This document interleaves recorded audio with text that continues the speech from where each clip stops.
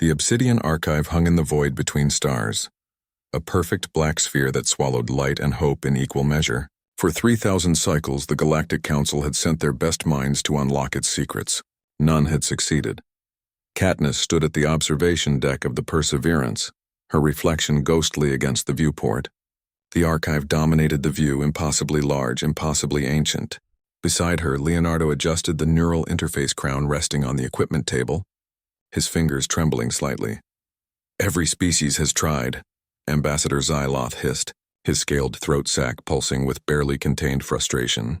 The Krathian diplomat had overseen 17 failed expeditions. The Vorthians brought their quantum consciousness. The Ethereals sent their pure thought projections. The archive consumed them all without a whisper. Consumed? Katniss turned sharply, not literally. Xyloth's 3 eyes blinked in sequence, but it rejected them, violently. The Vorthian delegation spent 6 months in regeneration tanks. Their minds were scrambled. Leonardo picked up the neural crown, examining its archaic design. Humanity's contribution to galactic technology was often dismissed as primitive, too biological, too analog. Yet here they were, the Council's last desperate choice. "Why us?"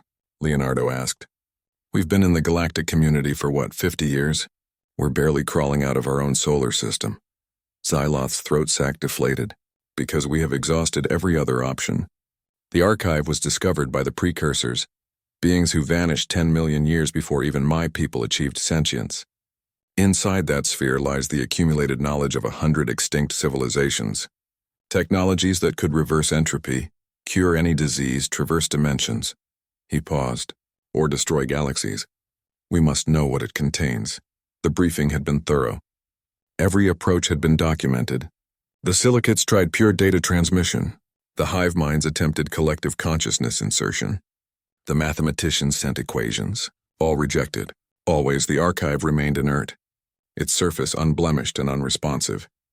Katniss and Leonardo had been chosen not for their brilliance, though both were exceptional xenoarchaeologists, but for their ordinariness. Humans, the Council had decided, represented a baseline, a control group. If they failed, at least the data would be complete. "We should begin," Katniss said, settling into the neural chair. Leonardo would go first as planned. His expertise in ancient communication systems made him the logical choice. The shuttle carried them across the void. Up close, the archive's surface seemed to ripple like oil on water, though sensors insisted it remained perfectly solid and inert. Leonardo's breathing quickened as they approached the designated contact point. "Neural link established," the shuttle AI announced. "Prepare for interface." Leonardo closed his eyes. Through the crown, his consciousness reached toward the archive, a tentative touch. A question asked in the language of thoughts and electrical impulses. For a moment nothing happened.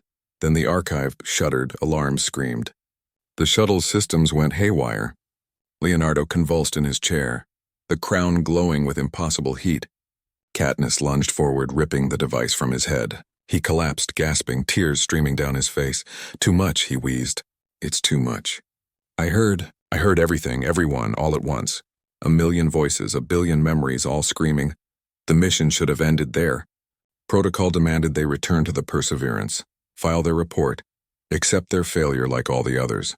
But Katniss looked at the archive, at its now pulsing surface, and felt something shift in her chest. Anger. Pure, human, irrational anger. "No," she said quietly. She picked up the neural crown. "Katniss, don't..." She placed it on her head before Leonardo could stop her, but she didn't activate the full interface. Instead, she did something the Council's scientists hadn't programmed, something no other species had apparently considered. She spoke, out loud, with her voice. In English. "Hello," Katniss said into the void. "My name is Katniss. I'm human. I come from a small planet called Earth. We're new here. We don't understand you, but we'd like to. We're good at learning. It's kind of our thing." The archive's surface rippled again, but differently this time. Gentler.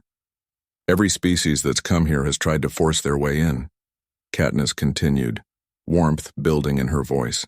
"They brought their fanciest technology, their most advanced minds. They treated you like a puzzle to be solved, a lock to be picked. But you're not, are you? You're a library. And libraries need librarians. They need caretakers, people who respect what they contain. A warmth flooded through the neural crown, not the overwhelming avalanche that had struck Leonardo, but something almost gentle, curious. We humans, we're storytellers, Katniss said, her voice growing stronger. We preserve our history in books and songs, in the stories we tell our children. We build museums and archives because we understand that knowledge isn't just data, it's memory. It's legacy.